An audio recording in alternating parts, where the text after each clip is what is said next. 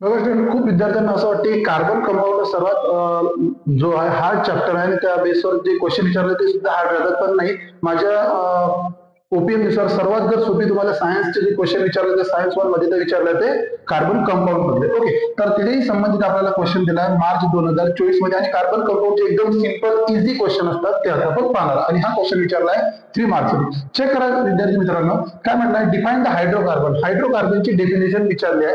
तर पहा, hydrocarbon is a simply organic compound. तर लक्षात, हायड्रोकार्बन म्हणजे काय, या शब्दामध्ये या वर्ड मध्येच आपल्याला काय झालेलं आहे त्याचं डेफिनेशन बनली आहे. काय इथे यूज झालाय तुमचं हायड्रो आणि कार्बन, तर याच्यापासून काय बनते हायड्रोकार्बन. तर hydrocarbon is a simply an organic compound made up of, कशापासून बनते, कार्बन आणि हायड्रोजन, त्याला म्हणतो आपण हायड्रोकार्बन. हे झालं तुमची पहिली डेफिनेशन. ओके, त्यानंतर चेक करा, आपल्याला म्हटलं name the type of hydrocarbon. हायड्रोकार्बनचे टाइप काय, तर हायड्रोकार्बनचे 2 टाइप येतात, लक्षात ठेवा. एक येते सॅच्युरेटेड,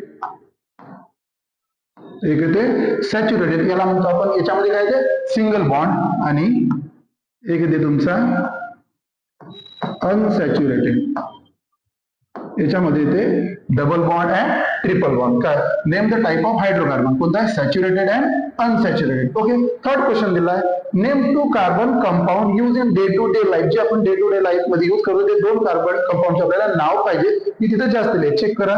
मिथेन, काय फॉर्म्युला, CH4. इथिलीन, त्यामध्ये काय C2H4. त्यानंतर इथेनॉल C2H5OH. त्यानंतर ऍसिटिक ऍसिड CH3COOH, आणि त्यानंतर दिला कार्बन डायऑक्साइड CO2. 2 म्हटले होते आपण, 2 पेक्षा जास्त म्हटलेले. आणि लक्षात ठेवा स्टुडंट, कार्बन कंपाऊंड बद्दल भीती ठेवू नका, जास्तीत जास्त मी PYQ तुम्हाला कंप्लीट करून देईन आणि एकदम इझी क्वेश्चन त्यामध्ये विचारले जातात, जास्त हार्ड क्वेश्चन राहत नाही. Okay, thank you.